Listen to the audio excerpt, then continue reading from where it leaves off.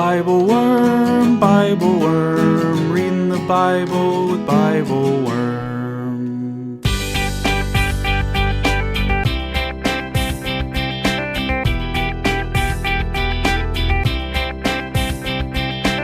Welcome to BibleWorm, getting to the core of the biblical text.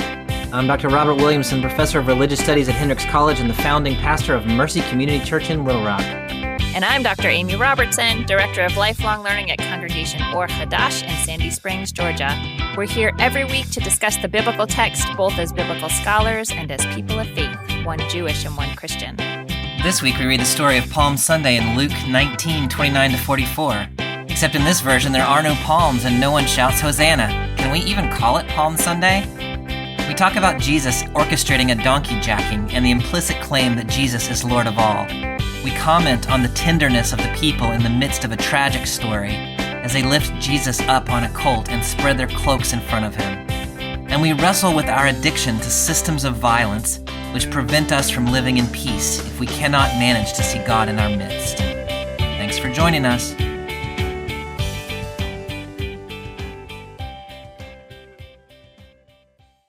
Hey, Amy, how are you this week? I am doing all right. How are you? I'm doing really great. This week we're in the Palm Sunday text in the Gospel of Luke, chapter 19, verses 29-44. This is not the usual Palm Sunday text. There's actually no palms in this text. I don't know. That's true. There is a profound absence of palms in this. So I don't know what, maybe this week we can't call it Palm Sunday. We've got to call it like Cloak Sunday or something. Donkey Sunday, can we call it that? Hee-haw. Okay, we're a week before Easter in the gospel narrative. So Jesus is coming in. He's been traveling to Jerusalem since Luke 9:51. So for 10 chapters of the gospel, he's been headed toward Jerusalem, and now he's finally arriving. Yeah. And his life only lasts for a week after this text. So yeah. Yeah, we're really reaching this sort of, fever pitch. Yeah. Yeah, That's exactly right. So I'm picking up in Luke chapter 19, verse 29. As Jesus came to Bethphage and Bethany on the Mount of Olives, he gave 2 disciples a task. He said, "Go into the village over there. When you enter it, you will find tied up there a colt that no one has ever ridden. Untie it and bring it here. If anyone asks, 'Why are you untying it?' just say, 'Its master needs it.'" Those who had been sent found it exactly as he had said. As they were untying the colt, its owners said to them, "Why are you untying the colt?" They replied, "Its master needs it." This is such an interesting detail to include, I think. Yeah. Say more about that. So the fact that he has to ride in on a colt in the first place is an interesting detail, but that detail is echoing a verse from Zechariah, right, where in Zechariah 9:9, it describes the king as coming into Jerusalem riding on a colt like this. And so that is a sort of, I don't know, this is sort of a crude phrase, but I sort of see it as like a check the box. Like, look, this is another way that we can be sure that the king, is Jesus, is the Messiah, and sort of wrap all those things together. But the additional layer of Jesus knowing where there will be a colt. Yeah. And telling his people to go get the colt, and then telling them, just telling them exactly how the whole scenario is going to play out, and it plays out exactly that way. That just seems, I just think that's really interesting. What do you make of all that? There's a lot going on in this first little section of the text for sure. And, you're pointing to Zechariah 9, which I think is really important. And in that text, you get, that the king, the Messiah, is going to come riding into Jerusalem in Zechariah, humble and riding on an ass, on a colt, the offspring of a donkey. Mm-hmm, mm-hmm. And in the Greek, that offspring of a donkey, the word is a new donkey. And which is where I think you get the detail in this text that he's a donkey that nobody's ever ridden before. Yeah, that makes sense. And so that detail's interesting. And then the fact that he's a borrowed donkey, or it's almost like a donkey jacking. You know what I mean? Like, it's pretty weird. Yeah. I find it interesting that Jesus says, some people might ask you, and just tell them the Lord needs it. And then the text says, the owners asked. Yeah. That's different than some people. Yeah. And the owners just seem to be like, okay, yeah, cool. The CEB translation, one of the reasons that I sort of hesitated a minute ago is the CEB translation uses the word master instead of Lord. Mm-hmm. But it is Lord, and the owners, the word there is also kurioi. So the lords of the donkeys said, "What are you doing?" And they said, "Its owner needs it. Like its kurios needs it, right?" And so there's this play on the like who's the legitimate kurios of this donkey, and the owners seem to recognize that somehow Jesus's claim of ownership is supersedent to their claim of ownership, even though they clearly own the donkey. Yeah. It is very interesting. Now, then there's also the predictive element, which I think you were sort of pointing to at the very beginning of our conversation about, like, Jesus tells the disciples, go, and this is what you're going to find when you get there. And then they go, and that's what they find. Yeah. What do you do with that prophecy fulfillment motif? I mean, I guess my first, the first thought that comes to me is that it really reminds me that Jesus knows what's going to happen to him on this trip. Yeah. And it's a funny thing for him to be in the position of helping it to unfold, you know, to be instructing people in what they're going to need to do in order for it to unfold the way that it needs to unfold. Yeah. But that's the position. Like that's the job. Yeah. And he's doing it. It certainly is prophecy and fulfillment, but I didn't think of it quite in the same way as prophecy. I don't know. I thought of it in terms of he's walking through this most difficult part of his story and facilitating it and not running from it. Yeah, I think that's really well said. And he's been talking about this since 951 when he set his face toward Jerusalem. Yeah. He's been telling people, here's what's going to happen. Here's what's going to happen. And so it's no surprise here. You're exactly right that he knows what's going to happen and that he is doing his part to make things move forward. I think that's important. Yeah. Yeah. I also wonder if that, what I call the prophetic element, because there is a little bit of like, hey, there's going to be a donkey tied up.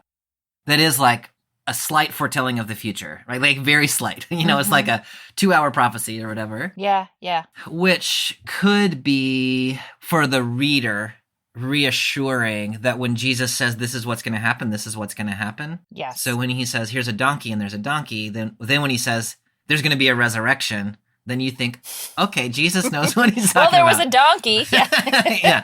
Yeah. Luke is establishing Jesus' credibility in some kind of way here. I could totally see that. I could see that. I think relatedly, but I have this comparison in my head of, okay, this is a little weird, but these, like, well, you probably don't know because you don't live with tweens who watch TikTok videos all the time. But sometimes like my daughter will watch TikTok videos that she just watches because she calls them satisfying. And it's just like watching something messy being totally cleaned up or watching some task being like completed perfectly. Yeah, I'd be like, kid, like go wash the dishes. Like, yeah, there's all kinds of things you could do that would result in satisfying cleanliness. I know, but then you can't sit on the couch and do that. But I feel in this text also a sense of like, just as Zechariah said this was going to happen, it happened. And just as Jesus said it was going to happen, it happened. And even the detail of the people that he sends to go get the colt say exactly the words that he said to say. Like it's very satisfying. Yeah. Like everything is unfolding as it should. Yeah. Now in the first verse here, 29, we get the setting, which is Jesus is coming to Bethphage and Bethany on the mountain called Olives. Like, what do we need to know about that setting? I mean, the Mount of Olives is this hill that is opposite Jerusalem, very close to Jerusalem, on the sort of on the eastern side. Mm-hmm. And it is, again, from Zechariah, it is the traditional place where the Messiah appears. So there's a known association with this location near Jerusalem and the Messiah. That's from Zechariah 14. So we got two references here to Zechariah then, both of them with sort of messianic implications. Mm-hmm. One is riding in on a colt, and the other is at the Mount of Olives. Yeah. So you can kind of hear like, we're setting up for the arrival of a king. And this is something that's been unfolding this whole time, and now it's about to happen. Yeah. Yeah. Okay, so then picking up in verse 35. They brought it to Jesus, threw their clothes on the colt, and lifted Jesus onto it. As Jesus rode along, they spread their clothes on the road. As Jesus approached the road leading down from the Mount of Olives, the whole throng of his disciples began rejoicing. They praised God with a loud voice because of all the mighty things they had seen. They said, "Blessings on the King who comes in the name of the Lord, peace in heaven and glory in the highest heavens." So what I understand is happening here is the disciples, and this might be bigger than the 12, and at one point here it's a multitude or a throng in the CEB, but initially they drape the colt with their clothes, and then they're laying out like their overcoats or whatever, their tunics on the road in front of him, and so the colt is walking along on their clothes instead of touching the ground. Is that what you understand is happening? Yeah, that's what I understand. Can you talk a little bit about like what's going on with that practice? Like, what does it signify? I mean, I think that at a sort of most basic level, it's this way of really tremendously honoring the person. And it's one thing to put your cloak in front of the person as they're walking so their feet don't touch the dirty ground. And we see something like this in 2 Kings, this sort of practice of like putting your cloak in front of the king so they can, almost like, like we see in, I feel like it's a cartoon move now, but, putting your cloak over a mud puddle so that your beloved doesn't have to dirty their feet in the mud puddle. But I mean, I feel like putting it in front of the colt is just other level of of honor. I mean, it's not like these people had so much clothing or, say, a washing machine at home, or I don't know. I find this it's such a tender image to me, like this excess of honor and the juxtaposition of humility and honor in this scene. And like it's just a random colt that they just borrowed. Like it's not like the colt has been cared for in a special way or like has fancy shoes on that have to stay clean. Yeah. I don't know. It's this, I find it very tender. Do you see more in it than that? Like, are there other resonances for you? No, I love that. And yeah, that image in 2 Kings 9 is when Jehu is the king. And you're right. They're putting it under Jehu's feet. And I had not made that connection, but I love it about the next levelness of doing it. Like Jesus' feet are not going to touch the ground anyway because he's sitting on he's already on the colt that has itself been cloaked. So he doesn't even he's not even touching the animal. Yes. So the people here, initially it seems to be some of Jesus' closer followers are doing this. And then as they kind of come over the ridge and start down from the Mount of Olives, we get the notice in 37, the whole throng of his disciples began rejoicing. Mm-hmm. So, I mean, my question is, who is in this crowd in Luke's telling of the story? It is interesting for me to have that juxtaposition of throng and disciples. Like, this is not just a random crowd of people. These are people who see themselves as students of Jesus. And there are a lot of them in Jerusalem already. So I don't know I guess this wouldn't be a crowd of people that came with him, right? It would be a crowd of people who was already there, who had heard about him waiting for him. Is that how you would think about that? That's how I read it. Yeah. And in some of the other gospels, there are like just people who come streaming out, like in John, they come out from Jerusalem, like they're welcoming him, even though they don't seem to have known him before. And that's not what seems to be happening here. Yeah. This is very specific that these are disciples of Jesus. And as you're noticing, that there is a throng of them. Yeah. Yeah. But they're not people who've never heard of Jesus before. They're people who already are followers of Jesus in some way. So this crowd, what they're shouting as Jesus comes in is blessings on the King who comes in the name of the Lord, peace in heaven and glory in the highest heavens. Mm-hmm. What do you make of what they're saying there? Well, I mean, it seems to pull from at least two places in the Hebrew Bible. One of them is Zechariah 9, again, that we just looked at in that scene where where the Messiah is riding in. And then the other is from Psalm 118. Which part comes from Zechariah 9? Well, it may be that reference is felt more strongly, like right before they start talking, focusing on this like joyful shout. Because Zechariah 9:9 has a, rejoice greatly, Zion, raise a shout, because your king is coming, Oh, I see what you're saying. So it's not what they're saying there, it's that they're there rejoicing. Yeah, it's like the stage notes. This is the way you should say it. Yeah. And then the other one you're saying is Psalm 118? Yeah. Psalm 118, verse 26. May he who enters be blessed in the name of the Lord. Sort of. So it's the combination of like, blessed is the king. We know it's the king because of Zechariah 9:9. Yeah. Who comes in the name of the Lord is, maybe from that psalm. Yeah, I think that's interesting so a couple things with that reference to Psalm 118. The one who enters in the Lord's name is blessed. And so they've taken that, but they've amplified it, right? And they've said the one who's coming is the king, right? So not just the one. Yeah. Yeah. He's not just a dude on a donkey. Yeah. Yeah. So in case you missed what's happening here, the people are naming it. Yeah. Loud and proud. Yeah, that's exactly right. And then the other place, like where that's familiar, is from a text we read just a couple of weeks ago in Luke 13, in that little section in 13:35, when Jesus is weeping over Jerusalem and he says, I tell you, you won't see me until the time comes when you say, blessings on the one who comes in the Lord's name. And then here we are, like that's what's happening here. And now some of the people understand. Yeah. Now I think that probably also has a future messianic sense in which at the return of the Messiah, more people are going to realize. But here we have a little bit of a fulfillment of that sort of prophecy. Anyway, that statement of Jesus in 13:35. Yeah. Fulfillment within this gospel itself. Right, exactly. Yeah. Mm-hmm. Now, there are a couple things that are missing in this telling of Palm Sunday, which I don't know if they would stand out to you if you're not somebody who practices Palm Sunday every year. But the two things that I noticed that are missing are, one, there's no palms in this story. So the people are spreading their cloaks, but they're not spreading out palms and they're not waving palms. And the other one is in Mark, they shout Hosanna in the highest.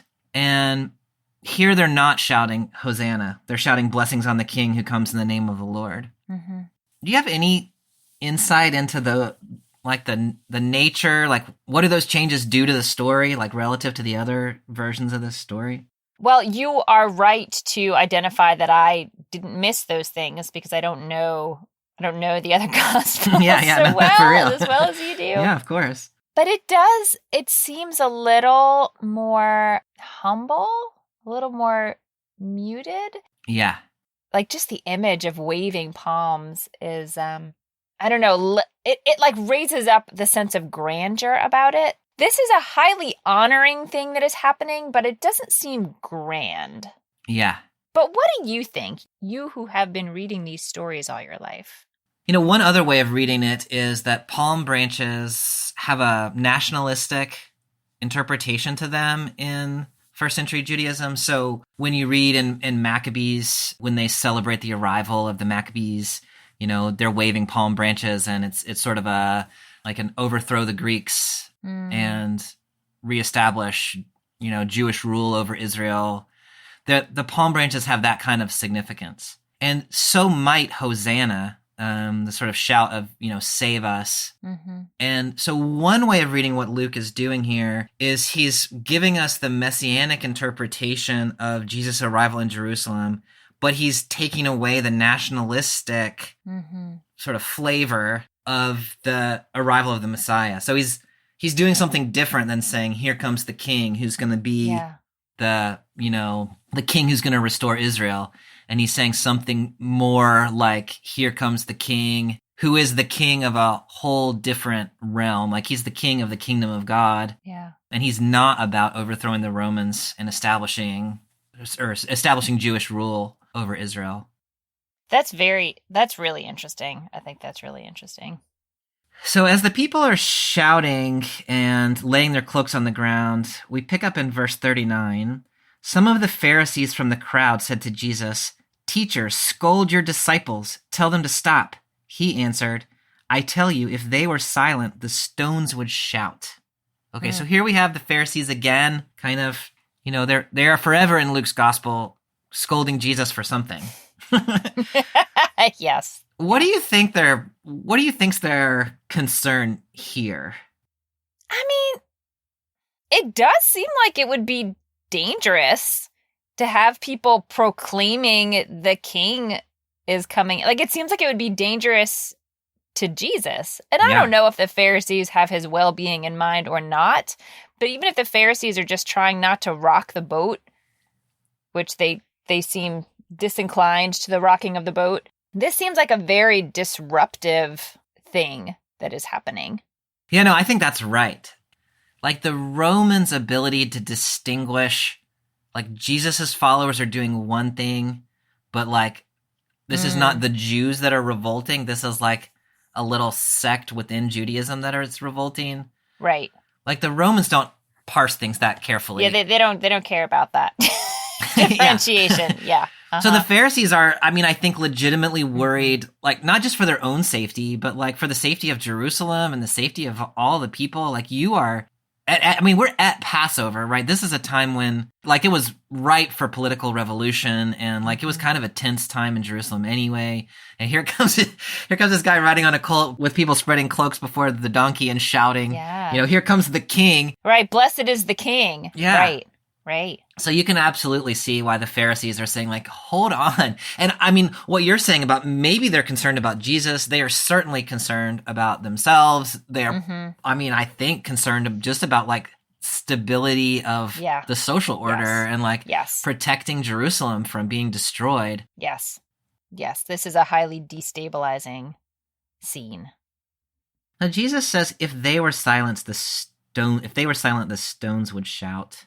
I love that line so much. What is it? Where do you go with it? I just, like, there's this sense of urgency about this truth that is going to come out. Like, all of creation is, like, trembling with this truth. And, there's a line in Habakkuk, and there are lines in Psalms and that are about sort of creation in some way, like crying out God's kingship or, extolling the Lord in the world. And just hearing, like, if they were quiet, the stones would cry out. Like, I think I used the phrase earlier that we're at a fever pitch, but, like, the whole of creation is vibrating with the intensity of this truth. And you can't, whatever the consequences are of it, it's gonna come out. Like, it's out.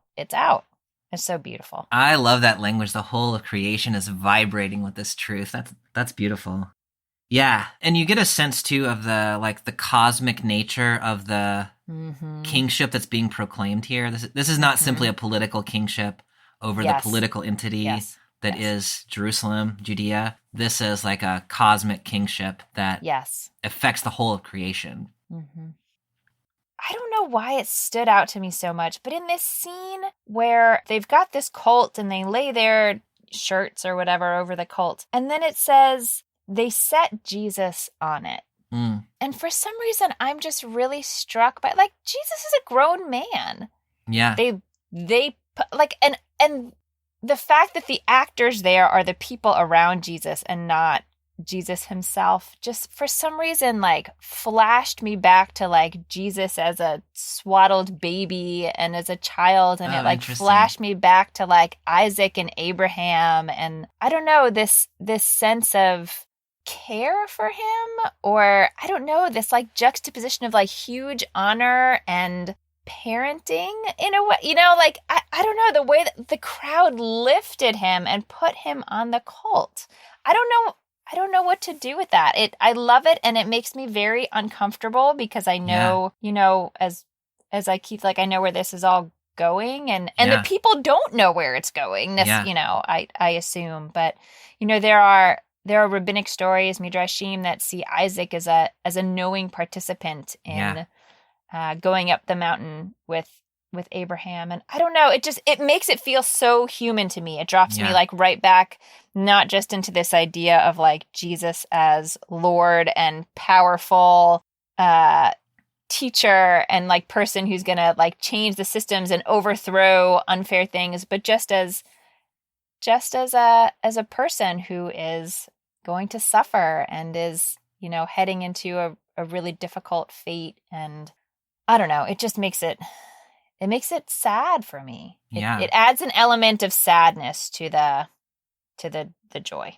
Yeah, I really love that. And you flash back from the lifting up to Jesus as an infant. You could also flash forward from the lifting up onto the donkey to the lifting up on the cross. Mm-hmm. And so the next time the people lift up Jesus, they're going to be crucifying him. Oh, gosh. And so there's this and there you have that same idea back to the binding of Isaac, that he knows what's happening. He's participating in it willingly.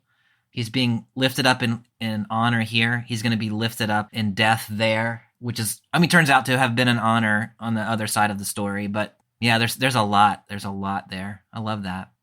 Where you point us there to the tenderness, the sadness of this story, I think is really important. And oftentimes Palm Sunday can be interpreted. And even in, the Bibles that you read, often the subtitle of this little section is like the triumphal entry. And you're capturing really nicely there that there is a sense of triumph to the entry, but it's not only triumph. Mm-hmm. So one of the things I'm grateful for in the narrative lectionary, and I'm not always grateful for the narrative lectionary's text divisions, but I am very grateful that they include in the Palm Sunday text this next little section in 1941 to 44. As Jesus came to the city and observed it, he wept over it. He said, "If only you knew on this of all days the things that lead to peace, but now they are hidden from your eyes. The time will come when your enemies will build fortifications around you, encircle you, and attack you from all sides. They will crush you completely, you and the people within you. They won't leave one stone on top of another within you, because you didn't recognize the time of your gracious visit from God." Now, that was a pretty significant pivot in this text from what was happening before to what's happening now, but they're deeply connected in Luke's mind. So where do your thoughts go as you read that section of this text?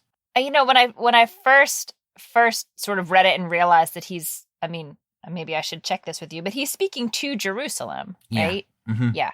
And I first wanted to say that I don't know how to make sense of that, to speak to a city in that way. But then I remembered, I have said so many times in my years living in Georgia, that Georgia has broken my heart. Yeah. And so then I started trying to dig into what do I mean when I say that? Yeah. And it is sort of this the combination of powers that be here, which is our power system, our structures, our elected officials, and the combined force of individuals who can't see past their own situation, that it continues to be shocking to me, over the many years that I've been here, that there are so many.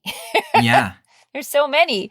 And so I'm trying to read Jesus's heartbreak over Jerusalem in the same way, that it's is shocking over time throughout, the Hebrew Bible and New Testament, of the various times that people have not done what God had in mind for them to do. And what are the systems that make that happen, but also the genuine surprise and sadness every time. Yeah, no, I think that's exactly right. This takes me back, and I think it's supposed to recall for us that passage we talked about back in chapter 13, where Jesus weeps there too over Jerusalem. Yeah. How often I've wanted to gather your people as a hen gathers her chicks, but you wouldn't let me.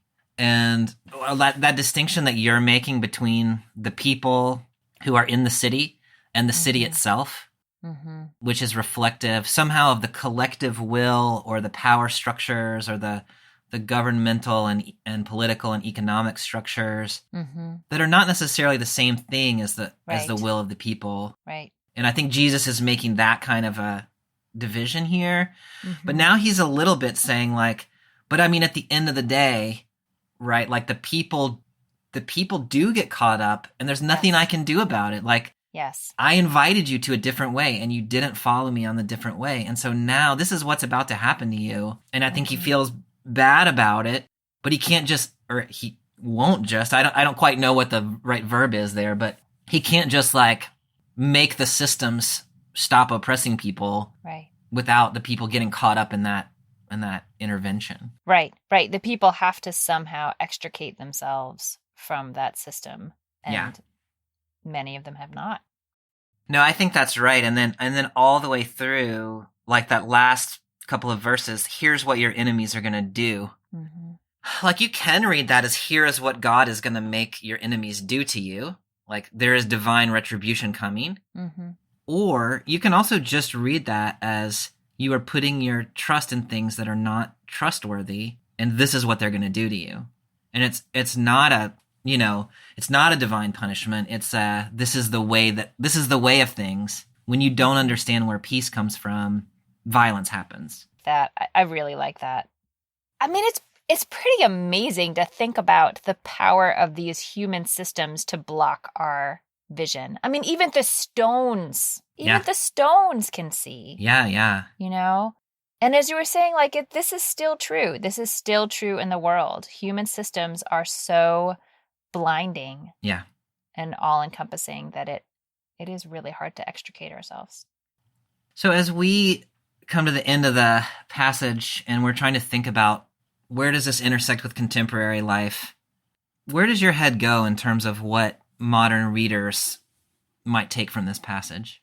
I think I'm still really struck by the tenderness between the people and Jesus as Jesus is coming into the city, and the idea of trying to hold some tenderness for our leaders. Like it could be leaders of, it could be leaders of religious communities, or it could be leaders in any position. But I don't know, I just had this moment reading this text of seeing Jesus as so human. And I don't know, sometimes it takes that tenderness to see what's hard. Like it rehumanizes you to the suffering that's already there. Mm-hmm. There was this movie that came out years ago that I think many people saw called Life is Beautiful. Did you see Life is Beautiful? Oh, yeah. And it's like set during the Holocaust, and it's basically a movie about trying to find some beauty through music or art or games or stories or something to humanize this whole situation for a child who's living during this time. And I hated it. I hated it because I didn't want to see beauty in the setting of the Holocaust. And I was enraged that someone else did, because it made it all worse for me. Like I just wanted to turn that off and be like, well, a horrible thing is happening here, and I'm just gonna let it be horrible. And sometimes the constancy of beauty and tenderness is exacerbates the pain of it. Yeah. And I guess that's what I'm feeling. I'm feeling like the exacerbation of the pain of this story. And in some ways I feel like this is just like me as a Jew reading this story, because I don't get and then he was resurrected and now it was such a good story. Like for me, this just ends as a terribly sad story. And so watching it march forth to that point, I don't know, seeing this moment of connection and like love and care and humanity from both Jesus and the people who are with Jesus is painful, but I think also important, because I think otherwise it's too easy for me to say Jesus is the big powerful Jesus, and and this is just what has to happen. But that I don't know, those little details and that the connection that they feel with each other feels really real to me. Yeah. Where does this text take you? Yeah, I'm really struck by Luke's telling of this story in a way that is different from the way that it strikes me in the other Gospels. This time I am really struck by this last little 41 to 44. And what we were saying, we've already said quite a lot about it. But that line, if only you knew on this day of all days the things that lead to peace, but now, right, here's what's about to happen to you. And Jesus has been talking since chapter 9 about how the people in Jerusalem are not going to get it. I'm headed to Jerusalem, and Jerusalem always kills its prophets, and I'm going to get killed too. And, we talked about that before, as this is not about Jews always kill their prophets, which is how sometimes it's read. But this is about power structures kill people who challenge the power structures. Yeah. And Jesus is one of those people. And this sort of repeated, like, if you knew what led to peace, you could have peace, but you do not know. And thinking about the ways that we in our culture think about, like, how do we get peace? And it's about, like, you need to have a bigger military. You need to have more, armed people on the street. You need to have more guns in people's hands. Like, you need to build fences around your communities. You need to segregate by race and ethnicity and income. You need to have, private schools that you can go to that, like, give you a leg up over everybody else. Like, the whole thing, when you start digging into it, seems like we do not know wherein peace lies. And Jesus, for this whole gospel, has been saying, look, like, it's in the Torah.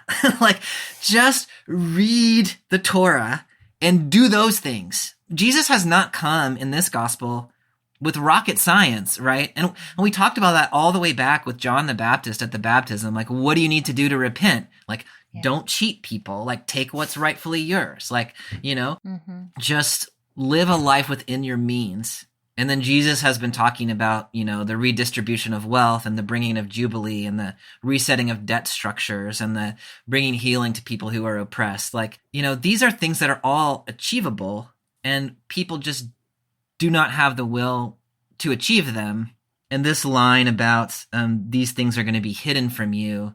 On the one hand, I think that's true, that there are structures that work pretty hard to keep us from thinking about things that might truly bring peace.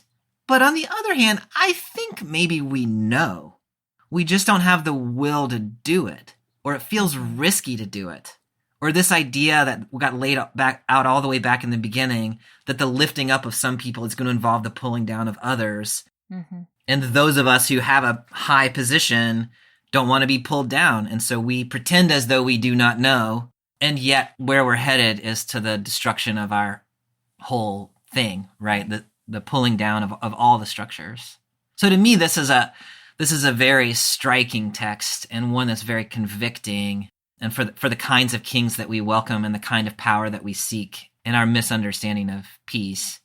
And if you skip too easy to the resurrection, you miss all of that. Yeah. This is an intense story that your religion's got here, Bobby. It is. Yeah. Yeah. No, it is. Well, the next text we're going to read, Amy, is an even more intense story, which is going to be our Good Friday special episode. I'm going to have to bring my weighted blanket. Yeah. Like rocking back and forth with my weighted blanket while we read it. So that's what we're going to do in our next special episode, is talk about Luke chapter 23, 32 to 47. Alrighty. I usually say I look forward to it, but I'm a little nervous about that one. But we'll do it. We'll do it. We're going to do it. All right, Amy. I'll see you then. Okay. Bye.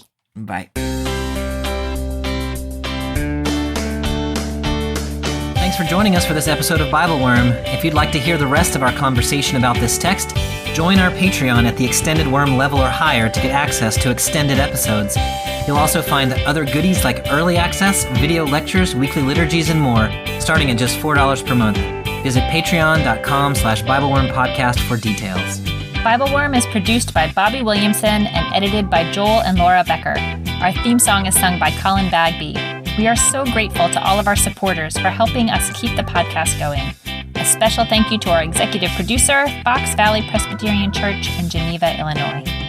Join us next time for our special Good Friday episode, where we'll discuss the crucifixion story in Luke 23, 32 to 47. Until then, keep on digging.